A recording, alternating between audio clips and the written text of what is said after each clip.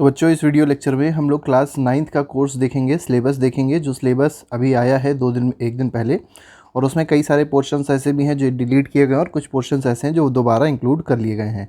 तो चलिए एक एक करके सारे चैप्टर्स को देख लेते हैं, कौन कौन से चैप्टर्स अब आप लोग के एग्जाम्स में पूछे जाएंगे। एग्ज़ाम का जो पैटर्न है वो अभी वही बोला गया है, जैसे साइंस में है, मैथ्स में है, सब में सेम है, 80+20, जिसमें 80 मार्क्स का आपका फाइनल ईयर का फाइनल एनुअल पेपर रहेगा और 20 मार्क्स आपका इंटरनल असेसमेंट रहेगा। ठीक है, अभी ये भी नहीं बताया गया है कि एमसीक्यू बेस्ड होगा कि कैसे होगा, लेकिन आप फिलहाल ये मान के चलिए अब जो पेपर होगा उसमें एमसीक्यूज़ भी आएंगे, उसमें शॉर्ट आंसर्स भी आएंगे और उसमें लॉन्ग आंसर्स भी पूछे जाएंगे। ठीक है, तो चलिए सबसे पहले देखते हैं। सबसे पहले यहाँ पर हिस्ट्री का कंटेंट आपको दिया गया है।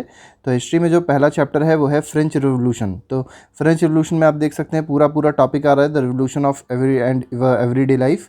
तो पहला चैप्टर फ्रेंच रिवोल्यूशन है, जिसमें French society during the late 18th century, outbreak of revolution, France abolishes monarchy, did women have a revolution, abolition of slavery, revolution and everyday life. तो सब कुछ मतलब इंक्लूड कर दिया गया है। सोशलिज्म इन यूरोप में अगर देखा जाए, रशियन रिवोल्यूशन में देखा जाए, तो पहला टॉपिक इसमें age of social change, Russian revolution, February revolution in Petrograd, ठीक है, what changes after October, the global influence of the Russian revolution and the USSR. ऐसे करके आपका पूरा चैप्टर पूछा जा रहा है। नाजिज़म भी अगर आप देख रहे हैं तो नाजिज़म में भी आप देख सकते हैं सारा टॉपिक आप लोग को दे दिया गया है। ठीक है, तो ये तीनों चैप्टर आपके हिस्ट्री में पूछे जाएंगे। इसके अलावा अगर कोई भी चैप्टर है तो वो आपसे नहीं पूछा जाएगा।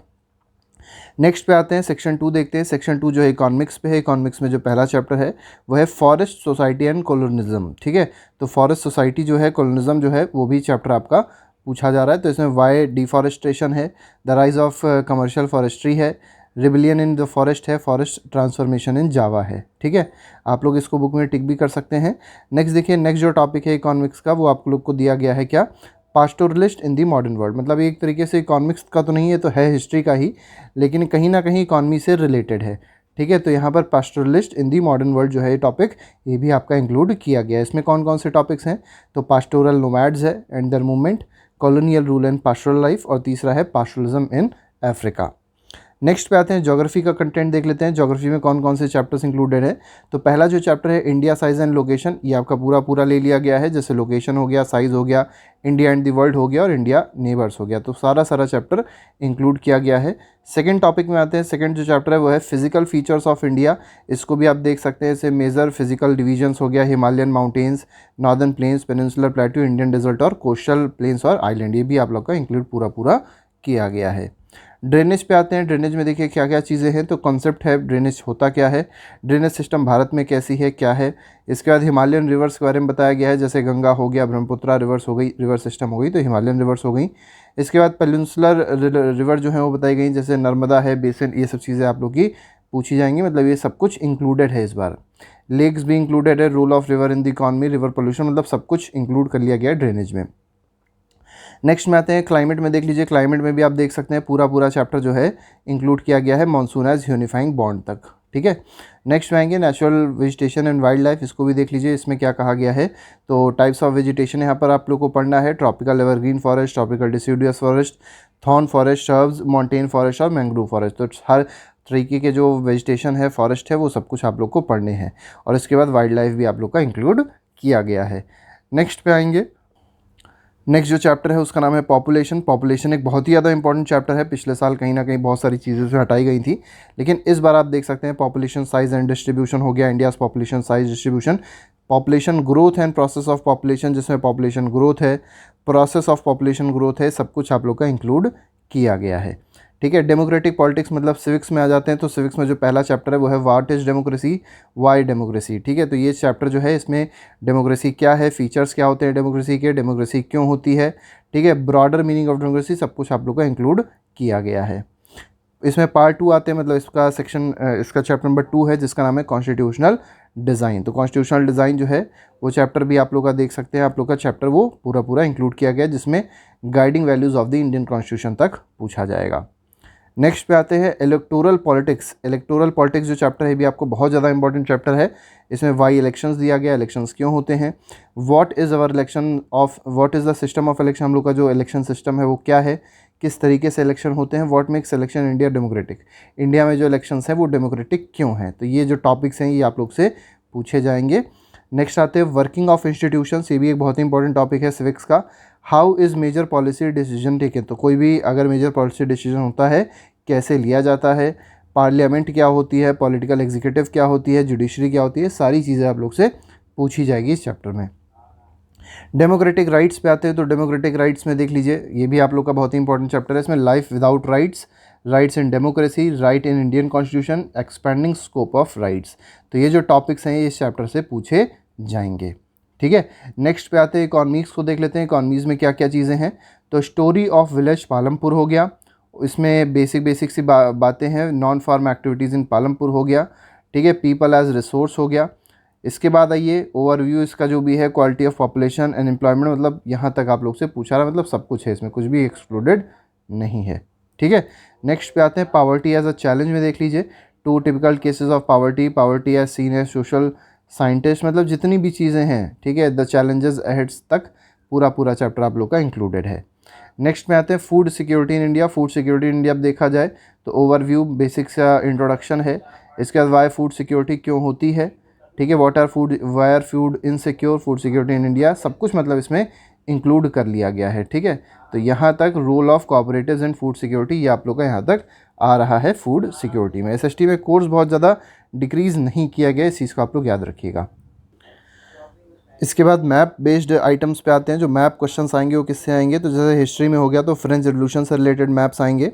ठीक है, उसमें बॉल्डेक्स हो गया, नेंटेस हो गया, और पेरिस और मर्सिलीस की जो ट्रीटी हुई थी, तो मर्सिलीस कहाँ पे है, ये सब लोकेट करने को आएगा। इसके बाद सोशलिज्म इन यूरोप और रशियन रिवोल्यूशन की अगर बात की जाए तो फर्स्ट वर्ल्ड वॉर की जो मेजर कंट्रीज़ हैं वो क्या है, सेंट्रल और लाइट पावर्स हो गई। सेंट्रल पावर्स में जो जो कंट्री आती हैं वो आपको पता होनी चाहिए, वर्ल्ड मैप में कैसे इसको प्लॉट करेंगे। फ्रांस हो गया, इंग्लैंड हो गया, रशिया हो गया और यूएस हो गया, ये सब भी आप लोग को पता होना चाहिए, जो कि एलाइड पावर्स थी। ठीक है, नाजिज्म से भी रिलेटेड मैप आएगा, इसमें एक्सेस पावर्स, एलाइड पावर्स आप लोगों को पता होनी चाहिए कहाँ कहाँ पर लाई करते हैं। ठीक है, टेरिटरीज अंडर जर्मन एक्सपेंशन, ठीक है, तो जर्मन जब एक्सपैंड हुआ है तो जो जो टेरिटरी उसने कब्जा करी थी, जैसे ऑस्ट्रिया, पोलैंड, चेकोस्लोवाकिया हो गया, डेनमार्क, लिथुनिया, फ्रांस, बेल्जियम, ये सब कुछ आप लोग को पता होना चाहिए। ज्योग्राफी में आते हैं। ज्योग्राफी में देखिए, ज्योग्राफी में outline political map of India मिलेगा, इसमें इंडिया और उसकी कैपिटल्स के बारे में पता होना चाहिए। ट्रॉपिक ऑफ कैंसर कहाँ कहाँ से लाई कर रही है, कहाँ कहाँ पास हो रही है, स्टैंडर्ड मेरिडियन कहाँ कहाँ पास हो रही है, कैसे निकल रही है, वो सब चीज़ें आप लोग को पता होनी चाहिए। फिजिकल फीचर्स ऑफ इंडिया में देखें तो देखिए बहुत सारे मैप हैं। माउंटेन रेंजेस हो गई, माउंटेन पीक्स हो गए, जिसमें K2, कंचनजंगा, अनाईमुडी, सब कुछ आप लोगों को पता होना चाहिए। प्लेट्यू में देखा जाए तो डेक्कन प्लेट्यू है, छोटा नागपुर प्लेट्यू है, मलवा प्लेट्यू है, सब आप लोग को पूछा जाएगा। कोस्टल प्लेन्स में आए तो कोंकण, मालाबार, कोरमंडल, नॉर्थ सरकार, ऐसे ऐसे करके आपको लेबलिंग इन सब की आनी चाहिए। ड्रेनेज पे आते हैं तो ड्रेनेज में देखिए रिवर्स जितनी भी हैं, जैसे हिमालयन रिवर सिस्टम है, पेनिनसुलर रिवर सिस्टम है, ठीक है, ये सब चीज़ें आप लोगों को पता होनी चाहिए। तो हिमालयन रिवर सिस्टम में आपको गंगा, सतलज, इंडस ये पता होना चाहिए। ठीक है, पेनिनसुलर रिवर सिस्टम में नर्मदा हो गया, तापी हो गया, कावेरी हो गया, कृष्णा हो गया, मतलब वेस्ट फ्लोइंग और ईस्ट फ्लोइंग रिवर सारी आप लोग को पता होनी चाहिए। लेक्स में भी कुछ इंपॉर्टेंट लेक्स हैं, जैसे वुलार लेक हो गया, पुलिकट लेक हो गया, सांबर लेक हो गया, चिलिका लेक हो गया, सब पता होना चाहिए आप लोग को। ठीक है, क्लाइमेट में आते हैं। क्लाइमेट में देखिए क्या क्या टॉपिक दिए गए हैं, तो देखिए अब यहाँ पर कुछ एरियाज़ आप लोग को याद रखने हैं जिनमें रेनफॉल लेस देन 20 सेंटीमीटर होती है और ओवर 400 सेंटीमीटर होती है। मतलब यहाँ पर प्लेसेस नहीं दी गई है, आप लोगों को प्लेसेस अपने आप से फाइंड आउट करनी है। ऐसे प्लेसेस जिनमें रेनफॉल 20 सेंटीमीटर से कम होती है और 400 सेंटीमीटर से ज़्यादा होती है। वेजिटेशन पे आते हैं। देखिए नेचुरल वेजिटेशन चैप्टर में अगर देखा जाए तो आप लोग को बताना होगा कि कहाँ कहाँ कौन कौन से फॉरेस्ट पाए जाते हैं, जैसे ट्रॉपिकल डेसिडियस फॉरेस्ट हो गया, एवरग्रीन हो गया, ये कहाँ कहाँ पाए जाते हैं, तो आप लोग को इसको इंडिकेट करना होगा मैप पे। ठीक है, अब यहाँ पर कुछ नेशनल पार्क्स इंपॉर्टेंट है, जैसे कॉर्बेट है, जिम कॉर्बेट हो गया, काजीरंगा असम में हो गया, रणथंभौर हो गया राजस्थान में। इस तरीके से सारी चीज़ें आप लोग को पता होनी चाहिए। बर्ड सेंचुरीज़ जो हैं उसमें भरतपुर और रंगथिथो जो है वो आप लोग को पता होना चाहिए। ठीक है, नेक्स्ट पे आते हैं। नेक्स्ट में देखते हैं, देखिए वाइल्ड लाइफ सेंचुरी, जैसे सरिस्का है, मधुमलाई है, ठीक है, राजा जी है, दचिगम है, ये सब चीज़ें भी आएंगी। मतलब कहीं ना कहीं इन सबसे भी क्वेश्चंस आप लोग को देखने को मिलेंगे। और लास्ट जो है पॉपुलेशन में देखिए दो चीज़ें आप लोग को याद रखनी है, वो स्टेट जिसकी हाईएस्ट पॉपुलेशन और वो स्टेट जिसकी पॉपुलेशन सबसे कम है। ठीक है, और साथ ही साथ डेंसिटी के बारे में भी पता होना चाहिए, जैसे कौन सा ऐसा स्टेट है जिसकी हाईएस्ट डेंसिटी और कौन सा ऐसा स्टेट है जिसकी लोवेस्ट डेंसिटी, ये सब चीज़ें आप लोग को पता होनी चाहिए। ठीक है, देखिए इतना पार्ट हो गया। इसके बाद इकोनॉमिक्स का सेक्शन छूट गया था, इसको भी देख लीजिए। इकोनॉमिक्स में आपसे सारे चैप्टर पूछे जाएंगे। जैसे पहला जो चैप्टर है वो स्टोरी ऑफ विलेज पालमपुर है। सेकंड चैप्टर देखा जाए तो पीपल एज अ रिसोर्स है, भी आप लोग से पूरा ही पूछा आ रहा है, जिसमें ओवरव्यू हो गया। Economic activities by men and women हो गया, क्वालिटी ऑफ पॉपुलेशन हो गया, अनएम्प्लॉयमेंट हो गई, ठीक है। इसके बाद आते हैं पावर्टी एज अ चैलेंज, भी है, आप लोग से पूरा पूछा रहा है। Overview two typical cases of poverty हो गया, ठीक है। Poverty as seen by social scientist. इसके बाद पावर्टी एस्टीमेट्स, वल्नरेबल ग्रुप्स, ठीक है। Anti poverty measures, challenges ahead, सब कुछ आप लोग से मतलब पूछा जा रहा है। कुछ भी इसमें डिलीटेड पोर्शन आपको देखने को नहीं मिल रहा है, ठीक है। यहाँ पर फूड सिक्योरिटी इन इंडिया से भी रिलेटेड सारी बातें जो हैं वो पूछी जा रही है। मतलब कहीं ना कहीं जो एसएसटी का सिलेबस है ये सीबीएसई ने बहुत ज़्यादा इंक्रीज़ कर दिया है। आप लोग ने देखा था साइंस में थोड़ा बहुत डिक्रीज़ भी किया था, लेकिन एसएसटी में फ़िलहाल कुछ भी डिक्रीज़ नहीं हुआ है। तो कहीं ना कहीं ये सब चीज़ें जो हैं बहुत ज़्यादा टफ कर देंगी बच्चों को। अभी तक जैसे बच्चे 2 साल पहले पढ़ा करते थे, वैसे ही अब आगे के बच्चों को भी पढ़ना होगा, क्योंकि सीबीएसई अब सिलेबस को लेके बहुत ज़्यादा सीरियस हो गया है। लेकिन एक चीज़ और बता देते हैं, जो सिलेबस है कहीं ना कहीं चेंज भी बाद में हो सकता है, डिपेंड करता है कोरोना पीरियड पे, ठीक है। कोरोना वेव कैसी आती है, किस तरीके से, अगर कोरोना आता है तो कहीं ना कहीं स्कूल ऑनलाइन हो जाते हैं, बहुत सारी दिक्कतें आती हैं, तो उससे सिलेबस भी चेंज किया जा सकता है। लेकिन अभी फ़िलहाल आप ये मान के चलिएगा यही फाइनल सिलेबस है आखिरी तक के एग्जामिनेशंस का, ठीक है। तो अभी के लिए फ़िलहाल नहीं रखते हैं। साइंस का सिलेबस जो है वो प्लेलिस्ट में लगा दिया गया है डिस्क्रिप्शन पे, उसको आप लोग जाके देख सकते हैं। तो आज के लिए फ़िलहाल नहीं। Thank you very much, good bye, Jai Hind.